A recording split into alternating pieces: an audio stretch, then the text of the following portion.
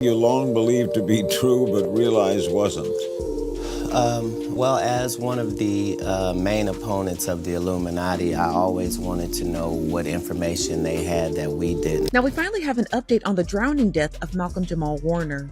Now, according to ABC7, they stated that Malcolm-Jamal Warner had drowned while he was on vacation in Costa Rica. Now, the article goes on to say that Warner had drowned off the coast of Costa Rica on Sunday. Life, it's fragile, and in the blink of an eye, you never know. You never know. So speaking of legacy, what do you hope that your legacy is going to be? There is part of me that I will be able to leave this earth, knowing and people knowing that I was a good person. I spent, so much of the early part of my life listening to being celebrated on one hand, but paying way too much attention to the naysayers. These are the first things we saw when we pulled up to the beach. Signs in Spanish and English warning people about potentially hazardous conditions. This sign even giving a roadmap for how to escape a rip current. Katt Williams just exposed something huge, something Malcolm-Jamal Warner tried to warn us about years ago. Back then, Malcolm's cryptic interviews and subtle warnings seemed random, even harmless. But now, they hit different. Was he trying to tip us off about something shady in the industry? Or maybe something even bigger than that? Let's break it down. Katt Williams has been calling this out for years. He's been warning people what really happens when a successful black man in Hollywood wakes up and starts seeing through the game. But instead of listening, folks brushed him off, said he was ranting or just being bitter. But the truth is, those rants were full of clues, real talk about how the industry will build you up just to tear you down if you stop playing the part. So even before conception, we were very clear we were having a girl. And I knew that I needed a girl first to kind of ease me into it, because I have a pretty good idea of what kind of father I would be. So I needed a girl to kind of, slow me down and warm and soften me up, if you will. So for me, raising my daughter, I came into fatherhood already with a certain maturity and certain understanding of male-female dynamics. And with a girl, all of that starts with the father. So I've always, since I literally pulled her out of my wife. Katt's made it clear. He's seen the pattern. He's watched artist after artist hit the same wall. And when you piece it all together, it starts to look like somebody high up is pulling strings, quietly, trying to ruin the image of black legends before they get too powerful. And here's where it gets even crazier. Katt Williams didn't just talk about industry sabotage. He straight up called out a secret society, the Illuminati. And what's wild is that this claim isn't just some random theory. Even The Guardian hinted at the same thing, indirectly backing him up by dropping the name of what they call the Good Club, a powerful circle of billionaire elites. This so-called Good Club is said to be the most exclusive squad on the planet. We're talking global heavyweights like Bill Gates, George Soros, Warren Buffett, Oprah Winfrey, David Rockefeller, and Ted Turner. Even low-key billionaires like Eli and Edie the Broad are reportedly in the mix. Katt didn't hold back. He spilled what he says are key parts of this elite group's hidden agenda. But more than that, he sent out a warning to other black artists. Watch who you trust when you start moving up. Now, sure, it might sound over the top to some, but Katt, he swears he's speaking from real experience. He claims he's felt the sting of this powerful group firsthand. And after being put through it for years, he had no choice but to step back, just to protect himself. After everything he's been through, Katt Williams says he finally figured it out. The backlash wasn't just about his bold attitude or him speaking raw truth. It was because he dared to speak it. The moment he started airing out the dirty laundry, the industry clapped back hard. How people feel about the ritual. It's about does following the ritual work. And so you can fool yourself into thinking there isn't one, but the evidence will be clear. So like when I was like, oh, these guys are wearing dresses, Everybody's like, oh, he keeps talking about people wearing dresses. No, it's not. That is a weird thing. It's not like that. Look at it from a different way. Look at it. Show me one person that ever wore a dress in Hollywood unsuccessfully. He admits he didn't see the hate coming this strong, but now he gets it. His unfiltered honesty was being twisted and used against him. Meanwhile, the shadowy Illuminati, they're the ones who gained from the chaos, sitting back while he took all the heat. And don't forget, Katt made a huge claim about knowing what really happened to Bernie Mac. He didn't hold back on that one either, hinting that Bernie's story had way more layers than anyone was told. Katt didn't hesitate to call out what he saw as the industry's most well-protected secret. But what he said next, even wilder. Katt claimed the infamous Oscar slap, the one that had the whole world talking, wasn't real at all. He said it was staged. Some folks might laugh it off, but in Hollywood, Katt's been behind the scenes long enough to know what's real and what's scripted. So when he says Will Smith wouldn't just snap like that on live TV, Has never been a person that has been parodied 9 times on Saturday Night Live and yet never been invited other than me. I, at this point, take it as a badge of honor that they don't fuck with me.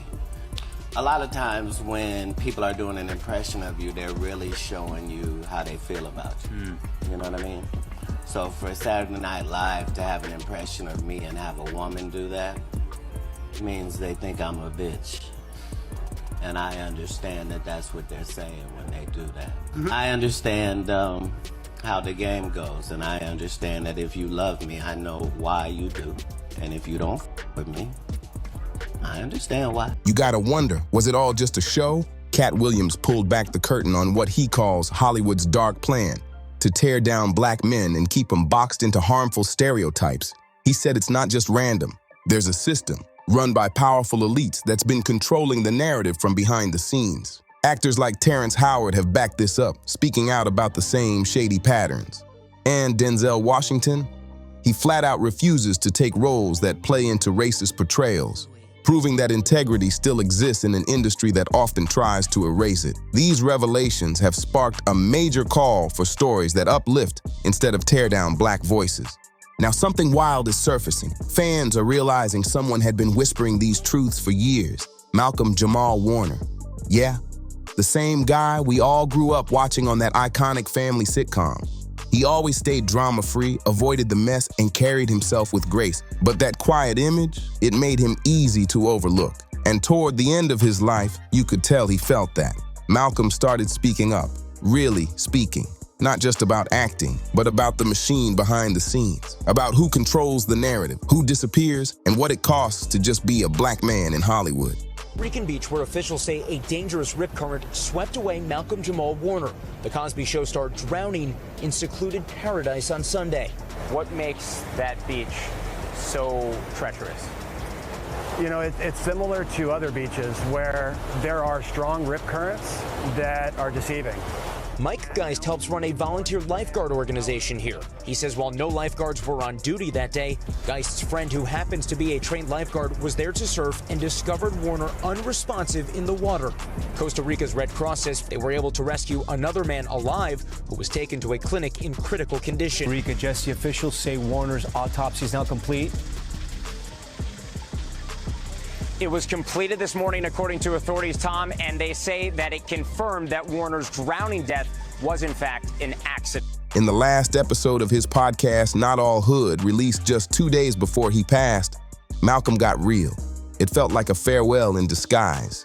He opened up like never before, sharing a deep convo he had with spoken word artist Tamika Georgia Me Harper, and it hit hard. During that emotional final podcast, when Malcolm mentioned the title, Not All Hood, Tamika Georgia Me Harper jumped in and said, "Ain't nothing wrong with the hood." That simple line made Malcolm pause. It hit him how the media always puts a spotlight on the struggle, the drama, the pain, but never the strength, the pride, or the soul of black culture. He wasn't turning his back on the hood, not at all. He was calling out the system that twists it, misrepresents it, and profits from the broken image. In Malcolm's own words, the hood side, ultimately, historically, is what has always created American culture. That's not just commentary. That's a straight-up truth about how Black creativity has been copied, watered down, and erased for decades. In Hollywood, it's been trying to silence that truth forever. In one of his final interviews, Malcolm said something that now feels like a warning we all ignored. Black survival in America. That's Black excellence. That wasn't just deep, it was heartbreaking. He wasn't hyping up fame or chasing awards. He was talking about making it through, mentally, emotionally, and even physically, in a system built to keep you quiet and invisible. Because sometimes, just surviving is the real victory. And that's what he meant when he said, "We're not all hood." That line hit hard when Malcolm said it. Of us make choices. I think it's not a biggest choice for others. I'm saying at the end of the day, Kevin doesn't have to worry about what people are going to say about him wearing a dress because of the long line of dress-wearing people before him. So now we have Big Mama's house 1, 2, and 3. Yeah. I've never seen Medea in a pantsuit. I think she wears dresses. So now I'm saying, why are we picking on poor little Kevin Hart? Because it was his turn next. Some of us are against the Illuminati, and we are against the Illuminati at our own detriment. When people are against the Illuminati, then they get punched in the face all the time. The press hates them, and nobody likes them. End quote. We all love Dave Chappelle. Exactly. Dave Chappelle has never been a part of the Illuminati. They don't want him or me or people like us. But after his sudden death, it cuts even deeper. It's like he knew something was coming, like he felt time running out and decided to use his final words to shine a light on something real, that Black life in America has never just been about fame or flexing status. It's been about surviving with pride, with strength, and with purpose. And just 48 hours after sharing that raw, emotional moment, he was gone. To a whole generation, Malcolm-Jamal Warner was Theodore Huxtable, the chill, funny, down-to-earth son on The Cosby Show. Every week, folks watched him grow up on screen, navigating life with his picture-perfect TV parents. But Theo wasn't just a character, he felt like family, and that image stuck with Malcolm well into adulthood. People saw him as dependable, calm, and unproblematic. But behind that clean image was a man who'd been through way more than folks ever realized. You won't find scandal after scandal tied to his name. What you will find is quiet resilience. From dealing with personal heartbreak to carrying the weight of a legacy stained by Bill Cosby's crimes, Malcolm stayed solid. He never folded, never spiraled. And Drake beef, which, you know, they talk about how much they hate each other and give all these references to violence and that sort of stuff. Yeah. Do you think, even though we enjoy those songs and they're bops, do you think that has a detrimental impact upon the culture ultimately? Ultimately, yes. It's been normalized for, you know, us to call ourselves the Nword, right? And we like to talk about how we've taken the power of that word back. But I'm of the school of thought. If I'm trying to speak love and upliftment to my brother, why am I going to borrow a word from people who use the word because they hate me? But we get caught up in, oh, well, we're turning the N-word into a positive. But our music is not reflecting positivity, love, and upliftment of our culture. And we're at a point now where so much of our, especially our music, so much of our Black music, when you strip away the music and just listen to the lyrics, so much of our Black music is really anti-Black. Oh, you think so? When you think about it, think of, you know, I mean, you almost cannot have hip-hop without talking about drugs, using the N-word, and murking somebody. Right. You know, or calling a female, you know, a bitch or a hoe. Like that's become such we've normalized that so much that I think we need a space where we can say, wait a minute, wait, that's not all who we are. While other child stars crashed and burned, Malcolm evolved. He moved with grace, handled the pressure with class, and proved you don't need to be loud to be powerful. He kept creating, stayed grounded, and reflected deeply on it all. And through that quiet strength, Malcolm-Jamal Warner became more than just a sitcom star. He became a man who turned pain into purpose and silence into something powerful. The biggest and toughest controversy of Malcolm's career, it wasn't something he did. It was something he got caught up in because of his close connection to Bill Cosby. That situation hit hard. Warner found himself in an impossible spot, torn between loyalty to the man who launched his career, public pressure from all sides, and the emotional weight tied to a show that shaped his life and millions of others. To really get where Warner was coming from, you gotta understand how close he and Cosby were. Cosby didn't just give him a job, he changed his life. He handpicked 13-year-old Malcolm to play Theo after a nationwide search, and on set, Cosby didn't act like a big shot. He led with humility. Malcolm said watching that taught him how to stay grounded, even in the spotlight. Cosby also gave him lasting advice, like staying away from trendy slang so the show wouldn't feel outdated.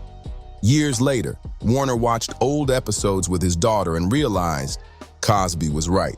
The show still held up. For the title is combating the narrative of black life, black culture that the media focuses on. And that we're all one thing. Yeah, and the whole concept is, we're not all hood. Their bond was more than just actor and director. Cosby was part mentor, part father figure. So when the scandal exploded and over 50 women stepped forward accusing Cosby of serious misconduct, Warner got pulled into the fire. And his response? It wasn't quick or defensive. It was measured, emotional, and heavy. In a 2015 interview, he quietly said, "He's one of my mentors." Malcolm-Jamal Warner once said, "Just as it's painful to hear any woman talk about SA, whether true or not, it's just as painful to watch my friend and mentor go through this." That one line says it all. He was stuck in a storm of emotion, wanting to honor the voices of the victims, while also feeling the deep pain of seeing someone he looked up to fall from grace. He didn't defend Cosby, but he didn't throw him away either. As Malcolm put it, "I can't defend him, but I won't throw him under the bus." That's how torn he was. He also spoke out about how the media ran wild with the scandal, calling it a circus. He pointed out that the accusations weren't all the same and that the conversation needed more care, more nuance. He wasn't trying to dismiss anything. He just wanted people to look deeper before rushing to judgment. It was a brutal balancing act, and it showed just how heavy all of it hit him. But beyond the headlines and personal heartbreak, what crushed Malcolm the most was watching The Cosby Show. The show that changed his life and reshaped TV history get pulled off the air. To Warner, it wasn't just another sitcom, it was a cultural reset, a rare moment where America saw a successful, loving black family on TV every week. He once said, "We've always had The Cosby Show to hold up against that, and the fact that we no longer have that, that's what saddens me the most. Because without it, in a few generations, the Huxtables might just fade into a fairy tale." Malcolm-Jamal Warner kept it real. Losing The Cosby Show hurt him on a personal level. "I am tired of running for shade. And aren't you tired of being hustled and played? And aren't we all tired of crying about how hard it is to be black in America, even if it looks like we've got it made?" He didn't hide it. He called out the clear double standard in the industry, how films by folks like Woody Allen and Roman Polanski are still out there for everyone to watch, but The Cosby Show completely wiped like it never existed. He even admitted the financial side of it stung, saying straight up, "It's literally taking money out of my pocket." So yeah, part of his pain came from what the show stood for, but part of it hit his wallet too. The fallout didn't just challenge his values, it messed with his income. At first, Malcolm said it himself, the legacy of The Cosby Show felt stained. But then something changed. A deep convo with Keisha Knight Pulliam, who played Rudy, flipped his mindset. She reminded him what that show really meant to so many people, especially young black kids. It showed them a different future, made them believe they could go to college, dream bigger, be more. That moment stuck with him. Malcolm later said, "Her saying that really shifted my perspective." It was a turning point. Instead of staying stuck in what had been lost, he started focusing on what the show gave the world, and he realized that message still matters. Even though the man behind The Cosby Show fell from grace, Malcolm-Jamal Warner's response showed real growth. He didn't stay stuck in sadness or frustration. He evolved. He turned inward, reflected, and came out stronger. It was a raw human reaction to something that rocked both his career and his heart. What's wild is how steady Malcolm's life stayed, especially for someone who grew up under that spotlight. While other child stars crashed hard in public, Malcolm took another route. Quiet, disciplined, intentional. That wasn't luck. That was work. Smart moves, a strong sense of self, and never losing sight of who he really was. After The Cosby Show wrapped, he put in the work to step out from Theo's shadow. At one point, he didn't even like being called Theo. Not because he hated it, but because he was determined to show the world he was more than that one role. And he proved it. He directed shows like Kenan and Kel, mastered his craft as a musician and spoken word artist, and even snatched a Grammy for Best Traditional R&B Performance. On top of that, he scored a Grammy nomination for Best Spoken Word Poetry Album. As an actor, he didn't play it safe. He flipped the script from sitcoms like Malcolm and Eddie to dramas like The Resident, Suits, Major Crimes, and the award-winning American crime story, The People vs. O.J. Simpson. Malcolm's journey is living proof. Staying grounded and grinding does pay off. He didn't just survive being a child star, he thrived. He was never just Theo. He was the one in the room saying, "They were tired. They were tired of me fighting with the writers." Malcolm-Jamal Warner's story hits different, not just for what he did, but for everything he chose not to do. While a lot of child stars from his time fell into mess, legal trouble, addiction, public meltdowns, Malcolm-Jamal Warner stayed far from all that. And he never acted like it was just luck. He gave big credit to his mom, Pamela, who managed his career and taught him real discipline early on. Even way back in the 80s, Malcolm was already spreading positivity. In 1988, he dropped a book called Theo and Me, Growing Up Okay. It was full of advice for young fans, how to make smart moves and avoid bad decisions. It wasn't about being famous, it was about being responsible. The fact that Warner stayed scandal-free, that wasn't by chance. He watched what happened to other young stars and made sure he never went down the same road. He learned early, stayed focused, and matured on his own terms. And that growth showed in his work too. His early book was tied to his Cosby Show days, but as he got older, he dug deeper. His spoken word album, Hiding in Plain View, earned a Grammy nom, and his 2017 short film, You Can't Hear Me, tackled serious topics: racism, mass incarceration, deportation. These weren't just artsy projects. They came from real awareness, shaped by the influence of his dad, who had him studying black legends like Langston Hughes when he was young. Malcolm's path from teen star to serious artist wasn't a fluke. It was the result of talent, purpose, and choosing growth over gimmicks. Even with the weight of the Cosby connection, he built something real, his way. Malcolm-Jamal Warner went through quiet heartbreaks that shaped the way he viewed love, loss, and life. One of the deepest cuts came early in his adult years, the loss of Michelle Thomas. She played Justine, Theo's love interest on The Cosby Show, and in real life, she was once his girlfriend. Even after they split in 1994, they stayed close, really close. But in 1997, Michelle was diagnosed with a rare, aggressive stomach cancer. Just a year later, she passed at only 30 years old. Warner was reportedly right there with her at the end. He didn't talk about it publicly, but you could tell. It left a scar. That kind of loss doesn't fade. It shapes how you move through the world. And for Warner, it likely deepened the calm, serious vibe people always saw in him. And that brings us back to Katt Williams, who's been yelling for years about how this game really works. The second a black entertainer starts waking up, speaking out, and refusing to play by Hollywood's script, they get labeled crazy, blacklisted, or just vanish. Katt's been saying it loud. You can only rise so high before they remind you, this ain't your game. And Malcolm, he was starting to see that too. Then suddenly he was gone. No headline frenzy, no tribute specials, no big Hollywood moment to remember someone who helped shape TV history. Just silence. And not the natural kind. It felt intentional. Like his death wasn't just overlooked, it was erased, swept under the rug before people even had time to ask what really happened. Because once you start connecting Katt's warnings with Malcolm's final words, it gets real clear. Somebody didn't want us paying attention. But now, with this newly leaked footage from Katt, people are finally waking up. This ain't just Hollywood gossip or random drama. It's deeper than that. It's about a system that uses black men for their talent, their image, their story, then flips on them the second they stop playing along. Katt's always been loud, bold, and impossible to control, the one yelling from the sidelines. But Malcolm, he was the quiet one, the safe one, the one they never thought would push back. But when he finally did, it was subtle, but powerful enough to get noticed. Now we're all looking back. Those old interviews, the podcast episodes, the speeches, they didn't sound like much back then, but now they feel like confessions, warnings. Malcolm didn't try to go out with noise, he left breadcrumbs. And Katt, He just dropped the whole loaf. So ask yourself, why are we just waking up now? And even scarier, who else tried to warn us before it was too late? If this hits you, don't just scroll, like, subscribe, drop a comment, and share this with someone who needs to hear it.